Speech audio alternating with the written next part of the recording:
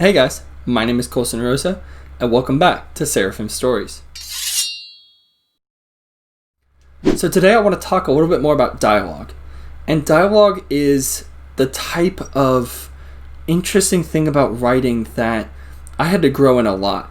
It's one of those areas and elements that didn't necessarily come naturally to me, but the more I've been working at it, I've been learning a lot of tips and tricks to make it so much more believable and riveting and important to the character and structure of your novel itself. Because people love to read dialogue because it's quick, bullet point information. You're getting it so much quicker than you would a series of exposition, and just naturally being able to see more sections of white on that page, not just entire paragraphs that take up whole pages, is a huge relief to your reader. I've even had one of my English teachers tell me that when she's reading a book, if a paragraph is too long, she'll sometimes just read the first or the last sentence and just skip it entirely. And she tends to latch most deeply onto sections of dialogue in a book. And they need to be very well written so that the character shines through, their personality shines through, but also everything that needs to be said in that dialogue is said in a very clear, succinct way. Like I said, dialogue can be tricky, expressing the information and sayings from and through your characters. But I hope some of these elements I want to teach you about dialogue will really help make the process a little bit easier. And I might come back for a second video sometime on dialogue just to talk more about what your characters should be saying and how they should be talking to each other. The first important aspect of dialogue is that it's natural. It sounds like something a character would really say in real life.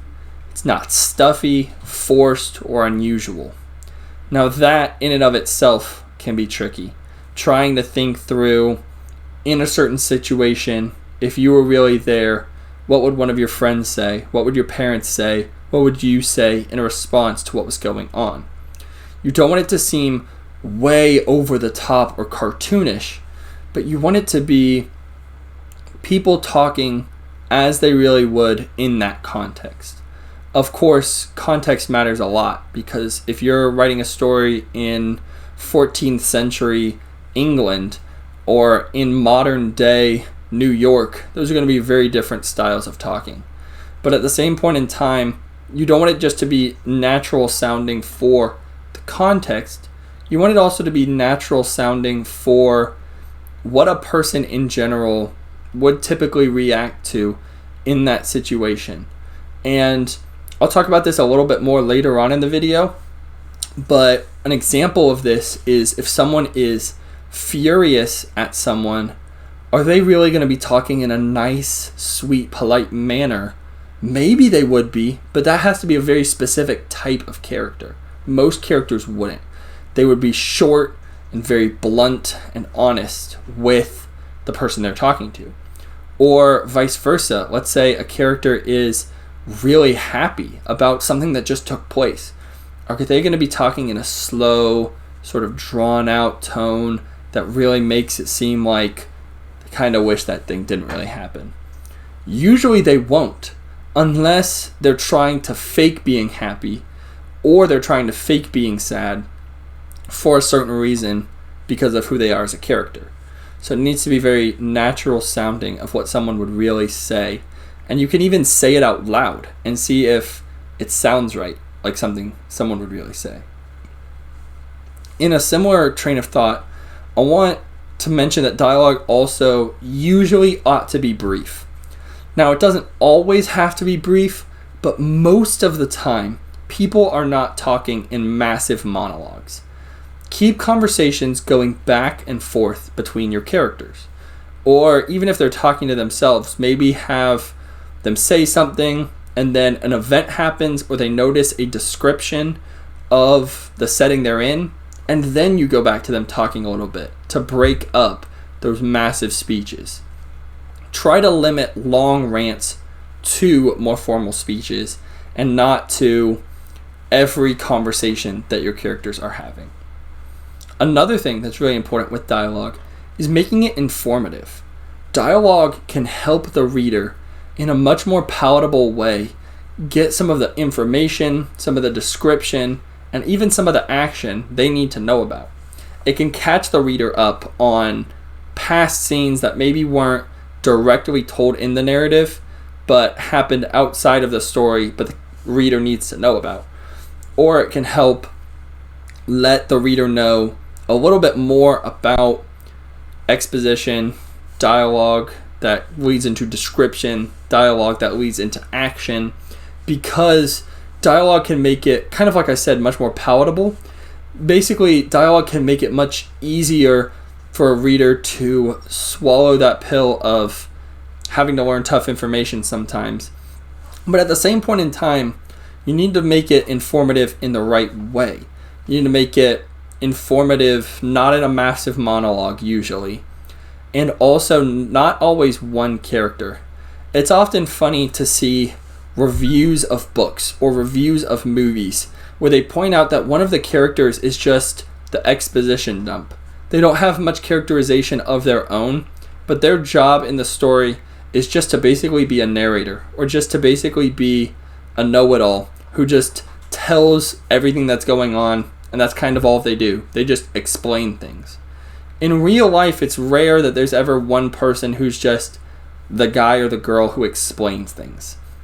So you can split up the informative chunks of dialogue between different characters based on their own perspectives and worldviews of what is going on, and just naturally some characters are going to notice things other characters never would. And some of those things the reader needs to be informed about so that the reader picks up on those details. On a similar train of thought, especially thinking about dialogue being natural, you also want dialogue to be realistic. Phrases and sayings that characters would use should be something you would expect that character to say. You should avoid jokes in somber moments or anger after a big win. I know a lot of people were huge fans of Thor Ragnarok, the third Thor movie in the Marvel series of that character, and in many ways it was much better than the first two Thor movies.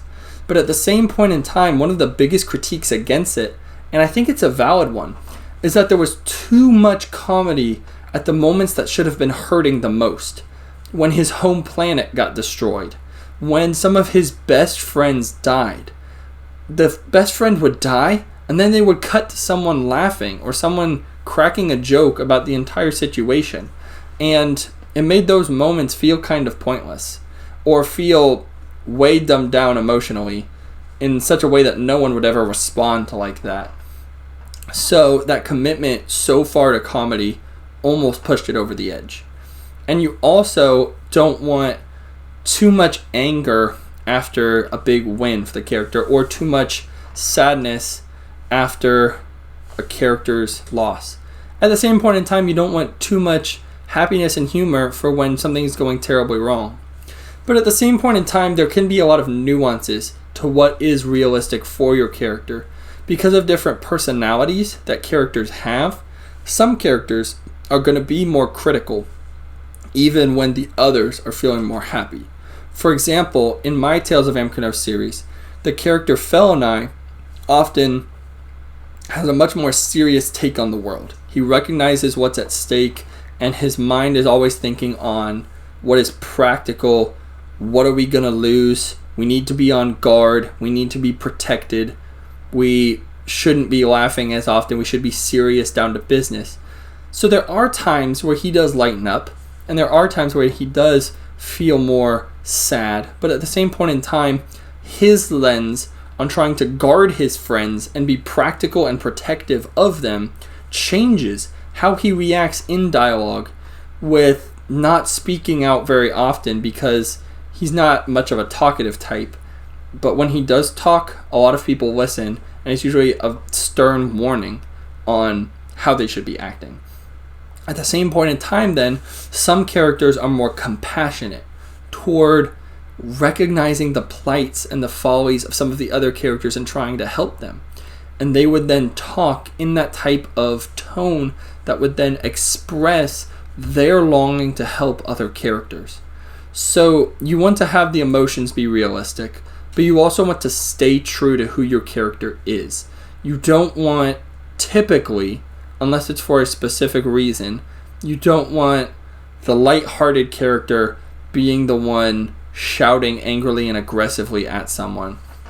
But I also want to encourage you that this doesn't have to be perfect. It doesn't have to be flawless, because as we see in real life, people aren't two-dimensional. They can't be defined in one type of box.